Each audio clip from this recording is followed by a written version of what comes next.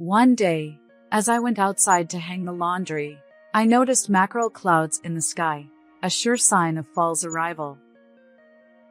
It looks like it's going to be another hot day, I thought to myself, and my gaze inadvertently drifted towards a separate house.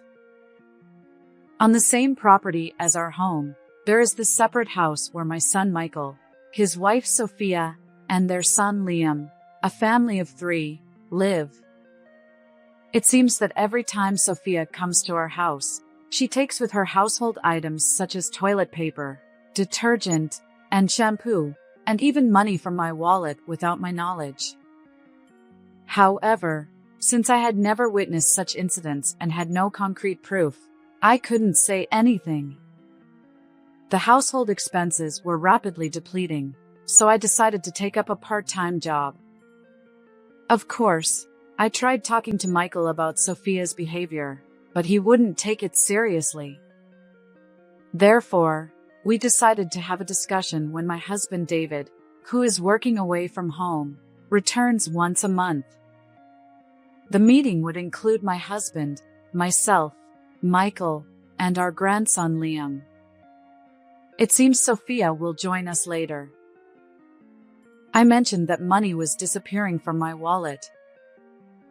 Are you saying Sophia did this? Let's not exaggerate. At that moment, David quietly placed his smartphone on the table and displayed footage from the surveillance camera installed in our home. On the screen, in a well-lit corner of the living room, Sophia was caught red-handed. She had found my wallet in my bag, extracted a few bills, and returned the wallet to its place. Michael was taken aback. But I've been giving her enough for living expenses. Why would she do this? Even after all this, don't you notice anything? Michael seemed startled by my words. He stormed out of the house, heading straight for the separate house. He dragged her back to our house. There, Sophia was shown the surveillance footage, and her face turned pale. My name is Lisa Smith. I'm a 60-year-old homemaker. My husband, David, is away on business, and he only returns about once a month. Both of us are well past the midpoint of our lives, and we'd like to live peacefully. However, it seems that's not so straightforward. When David was assigned to work alone, he seemed a bit disappointed and confided in me quietly. Lisa, I've been assigned to work alone, so I'll be living by myself starting next month. They want me to oversee the team at the new branch office. David has always been admired at work for being a caring and brotherly figure. Indeed, he is very attentive, not just at work, but also at home. I remember when our son Michael was just born, David eagerly took on tasks like preparing milk and changing diapers. Even though he couldn't take parental leave, he made sure to nap with Michael on weekends and during summer vacations. As Michael grew up, David taught him and took him to the park regularly. So, it's unusual to see dependable David feeling down like this. David, you don't need to be so disheartened. After all, you can come back soon, right? I had assumed he'd return in roughly 2 to 3 months. That's the thing. I don't know exactly how long it'll be. Since it involves crossing state lines, I won't be able to see you frequently. I'll only be able to come back about once a month, and that's why I'm worried about you. Why was he concerned about my well-being? For a moment, I wondered, but then it hit me. I have a chronic illness, and I'd recently undergone surgery. Perhaps he was worried about how this might affect me. It's okay. Michael and Sophia are nearby in the separate house, and if anything happens, I'll get in touch. On our property, there's a separate house where Michael, his wife Sophia, and their son Liam live. Michael got married 6 years ago and initially lived in an apartment for about 2 to 3 years. However, due to the landlord's circumstances, he had to move out of the apartment. Eventually, they came to ask if they could live in the separate house. David was not keen on the idea and initially refused. Michael, you know Mom has health issues. I don't want to burden her, so I'm against it. Once, David had turned him away with those words, but when there was less than a month left until eviction, Michael returned. He looked considerably weakened. Dad, please, I won't cause any more trouble. Just let us live in the separate house. Perhaps his perspective had changed by then, as David consented to Michael's family living in the separate house. When I later asked for the reason, David explained that he felt more at ease having them close by, rather than leaving me alone. It's been about 3 years since then, and there's no sign of them leaving. They continue to reside in the separate house. To reassure David, I put on a cheerful tone. I'm fine. The post-surgery recovery is going well, and I'm taking my medication properly. David suggested installing surveillance cameras. Let's add some security cameras. The newer ones have better performance and even come with temperature sensors, which could help prevent heat stroke. You're worrying too much. I chuckled, trying to ease his worries. Later, David did indeed set up surveillance cameras, linking them to an app on his smartphone. I was surprised at first, but since they were positioned high up, they didn't bother me much. Within a week, David left reluctantly, and now I live alone in a house that feels almost too spacious. By the way, I hadn't mentioned this to David, but there was something bothering me. It concerned Michael's wife, Sophia. Despite being a full-time homemaker, she frequently left Liam with me and went out somewhere. Occasionally meeting up with mom friends for lunch is understandable, but was it really necessary to do so that often? Moreover, when Liam occasionally came to our house with her, she always seemed to take something with her. Lisa, I'm taking some toilet paper with me. At first, it was just that, so I didn't pay much attention. But gradually, it escalated to household items like detergent, shampoo, and body wash. There was even a time when she tried to take some dishes. She did return the dishes, but still, it was odd. Sophia, are you struggling financially to the point where you can't afford basic items? Huh? No, not at all. Well then, why do you feel the need to take things from our home? It's about saving. With Liam around, there'll be additional expenses down the line. I want to start saving now. So, I thought you'd be supportive, and maybe even provide a little extra assistance. She said it nonchalantly, waved her hand flippantly, and went out again. Sophia was always stylish, talked about going to esthetician appointments, and even had her nails done. But was she truly saving money as she claimed? Michael works diligently from early morning until late at night, and there have been no discussions about financial difficulties. Although I'm curious about her intentions, I refrain from meddling in my son's marital affairs. I don't want to be an overbearing mother-in-law. Meanwhile, my wallet has been gradually losing money, and I suspect Sophia might be behind it. However, lacking concrete evidence and unable to catch her in the act, time slips away. One day, as I went outside to hang the laundry, I noticed mackerel clouds in the sky, a sure sign of fall's arrival. It looks like it's going to be another hot day, I thought to myself, and my gaze inadvertently drifted towards a separate house. Curiously, I've never witnessed Sophia behaving suspiciously, even though I still wonder if she's involved. However, various neighbors have shared unfavorable rumors about her. They claim she walks around town dressed as if she's going to a nightclub, or seen walking intimately with a young man, but I'm quite skeptical.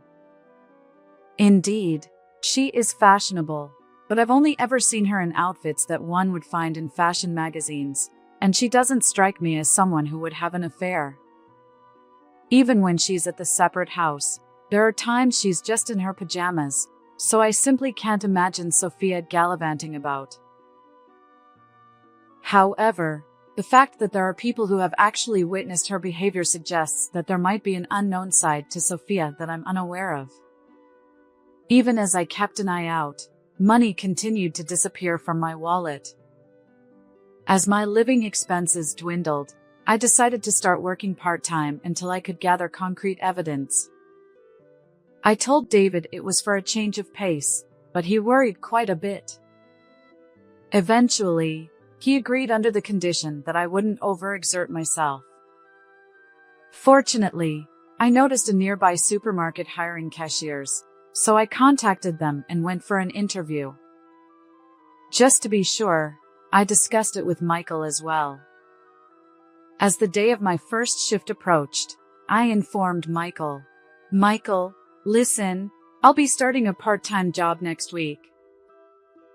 Why? You just got out of the hospital, and your body is still recovering. It's only about 3 days a week. I'll be fine. But more importantly, it's about Sophia. I decided to take a chance and talk to Michael about Sophia's behavior, thinking he might say something that could lead to some progress. What's wrong with Sophia? Well, lately, she's been taking things from my home, like toilet paper, shampoo, and other everyday items. Could it be that you're having financial difficulties? But Michael was clearly upset. That's not true. I consistently contribute money every month, and Sophia handles the finances. She used to work in accounting, after all. So, she manages our household expenses properly. Well, is that so? But she really is taking things from my home. And about the money. Money? Are you saying Sophia is taking it? Michael looked at me with a puzzled expression. Yes, little by little, money is disappearing from my wallet. She probably thinks she hasn't been caught yet, but this ongoing situation is troubling for me. Could you subtly mention it to her too? Mom, are you losing your mind? Even so, that's impossible. Michael sighed heavily, seemingly unwilling to believe me, and from then on, he wouldn't entertain any further discussion. The next day, I informed Sophia about my decision to start working part-time and explained that it would be difficult for me to continue looking after Liam. This conversation happened just when Sophia had asked if I could take care of Liam for her. Sophia scowled and complained. Huh? Then who will look after Liam? Sophia, let me be clear. Please take care of your own child. Why do you always leave Liam with me and go somewhere? Where are you going? When I asserted myself, Sophia let out a small sigh and glared at me. Fine, fine. I understand. I won't ask anymore. Without answering my question, she pulled Liam's hand and retreated into the separate house. Nervous, I felt a cold sweat on my back. From that day on, only Liam would come over, cheerfully calling, "Grandma, let's play." I welcomed Liam into the house, exasperated by Sophia's predictable absence. Perhaps once I started my part-time job, she would change her ways. With that faint hope, I spent the week. And then came my first day at work. The short shift ran from 10 a.m. to 3 p.m. Having been a homemaker for so long, I felt nervous returning to work. Despite the simple title of cashier, the responsibilities and learning curve were multifaceted. Armed with a notepad and pen, I learned the ropes from a young female cashier. She was in her 20s, far more composed than I was, and efficiently explained everything, from loyalty cards to self-checkout. Her name tag also bore a golden badge that read Customer Service Master, and her demonstration of register procedures was impressive. There were so many things I needed to learn that my mind was spinning. I have to get this down pat, I told myself as I made my way home, finally reaching the gate of my house. As I rummaged through my bag for the house key, I noticed Liam standing in front of my gate. Curious, I approached him cautiously. Unaware that my previous thoughts had vanished, I called out to him, "Liam, what are you doing here?" Startled by his name, Liam looked up. Tears welled in his eyes, and his runny nose accompanied his sobs. Surprised, I quickly retrieved a pocket tissue from my bag and wiped away his tears and mucus. "What's wrong? Did something sad happen?" Liam explained that he had been waiting here all day for me to come out of the house. But since I hadn't emerged, he asked his mother. "Grandma isn't here because she went to work." Upon hearing this, Liam felt devastated and had been crying here. He looked up at me with his runny nose and tear-streaked face. Why did Grandma have to leave? Is it because of my job that I can't play with you anymore? I was taken aback by his words. Job? What job are you talking about? Liam handed me a small piece of paper, saying, This? Unfolding it, I read Sophia's handwriting. Liam's job: transfer money from Grandma's wallet to Mom's wallet once a day. The instruction left me wide-eyed. Huh? I stammered, staring alternately at the words and Liam's face. Trembling, I asked, Liam, did Mom tell you to do this? He nonchalantly replied, Yep. Mom said it's my job. I'm supposed to be responsible. Mom gave me this paper.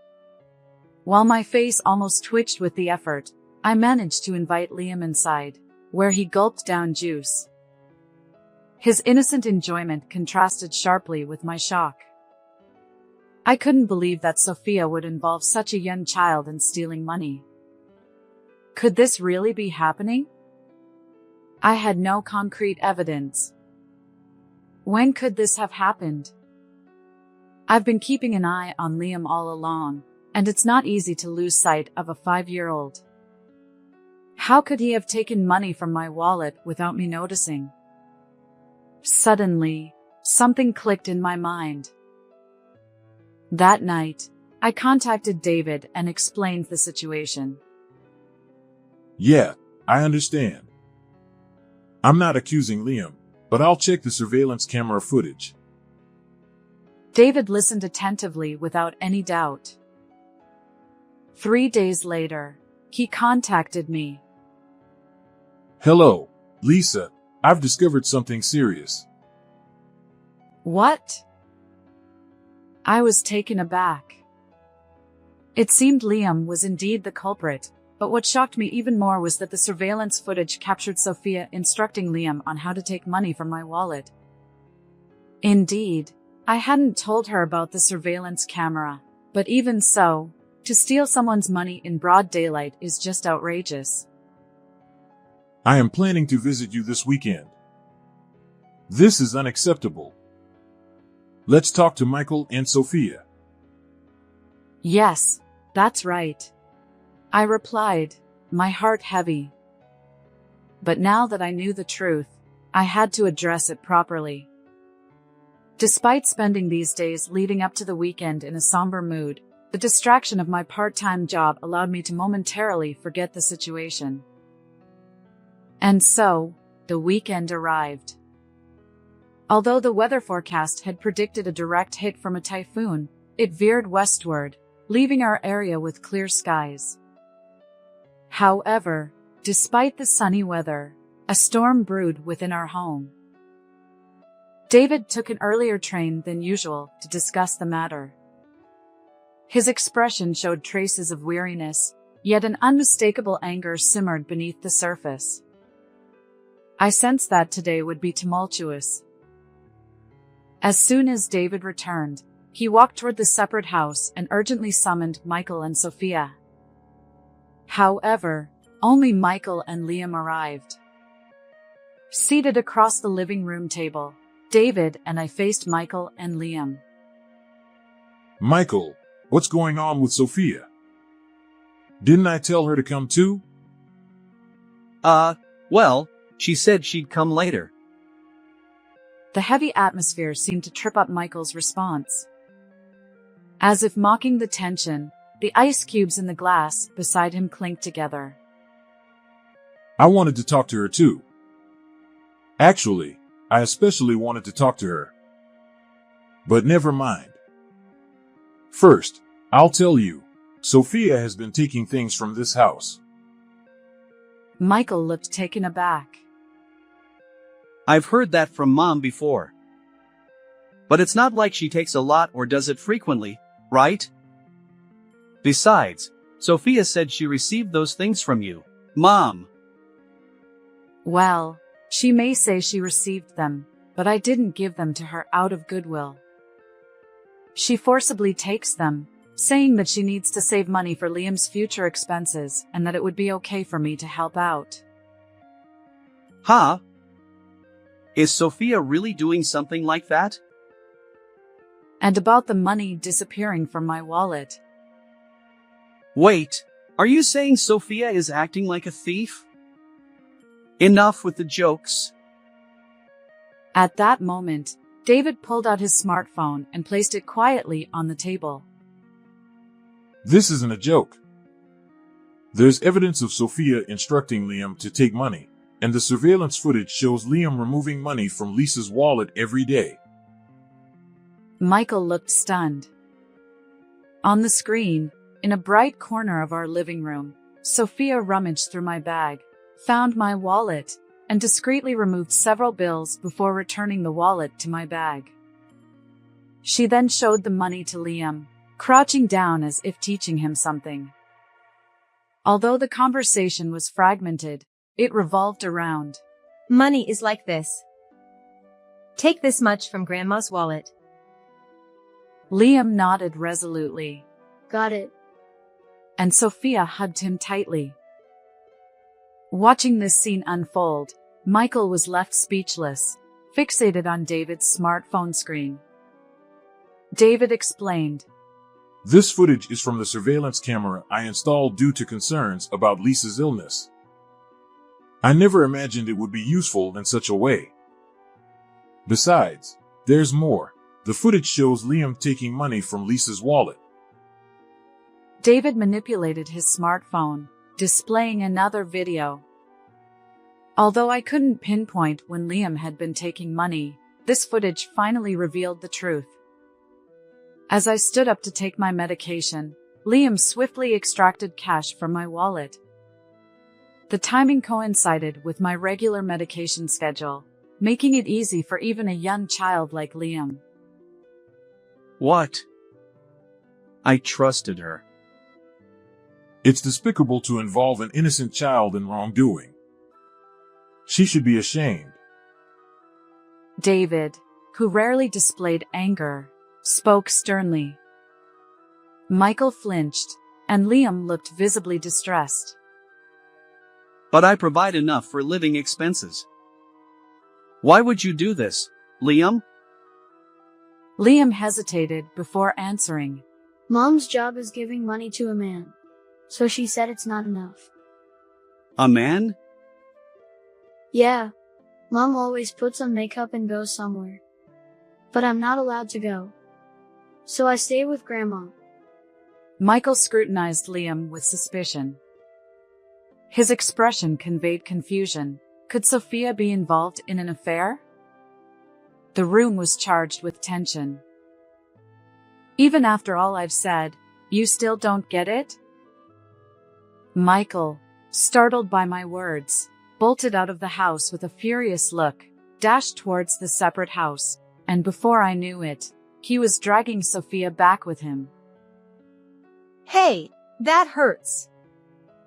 Let go.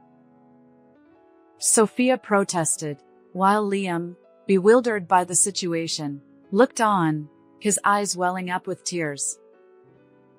Sophia, what's going on? Explain. Why would you steal money from Mom's wallet when I provide enough for living expenses? And why involve Liam in this? Sophia stared at Michael, her expression a mix of shock and evasion. Her eyes seemed to ask how he knew. What are you talking about? Is there any proof that I did such a thing? Although Sophia dismissed the idea of evidence, Michael presented David's smartphone, placing it on the table.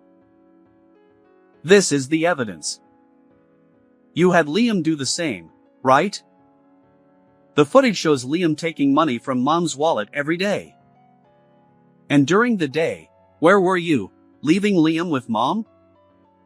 Were you having an affair with a man?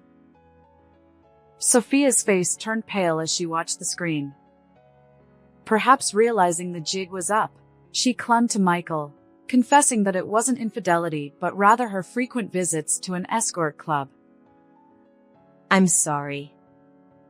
At first, it was just for fun. Liam and I spend so much time alone during the day, and the stress of having Lisa nearby was suffocating. I thought I'd do it just once for a change. But it escalated. Once a month, twice, 3 times. She got deeper and deeper into it. I had no choice. I wanted to have fun too. But for that, I needed money. I wanted to spend it on my favorite man. I can't work because of Liam, and the allowance Michael gives me isn't nearly enough. Even so, stealing money from Mom's wallet is no different from being a thief. I apologize. I won't go anymore. I won't visit the escort club anymore. I'll return the stolen money. Please forgive me. I beg you. Sophia pleaded tearfully with Michael, but he seemed furious and unyielding. No! Absolutely not. We're getting a divorce.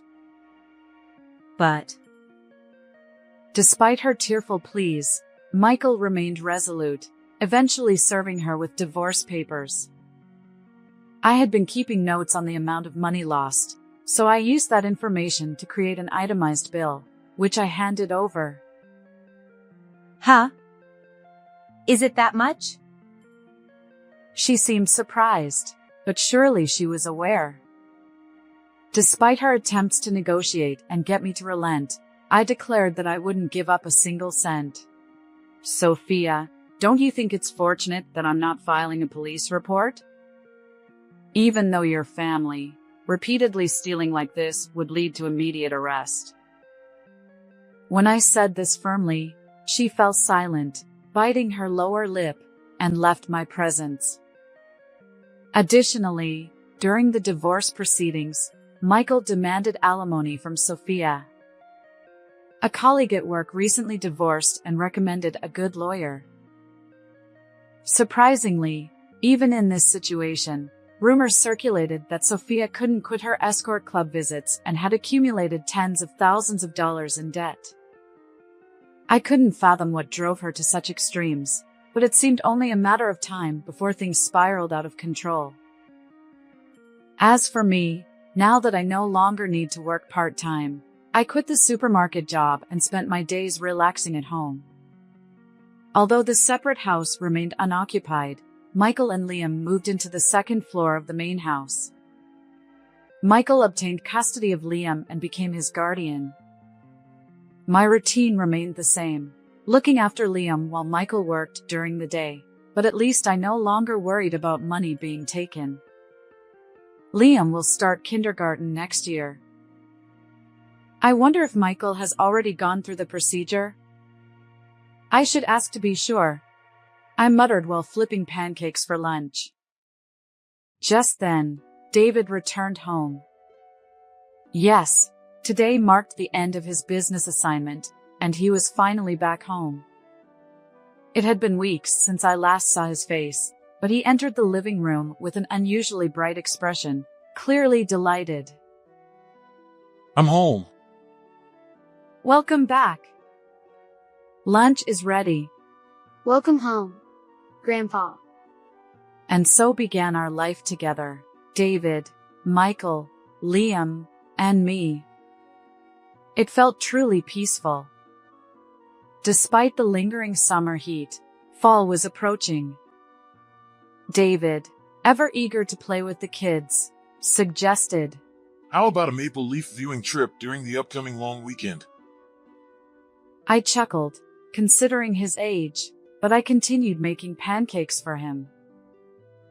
How did you like our talk this time? Please don't forget to subscribe to our channel. See you in the next video.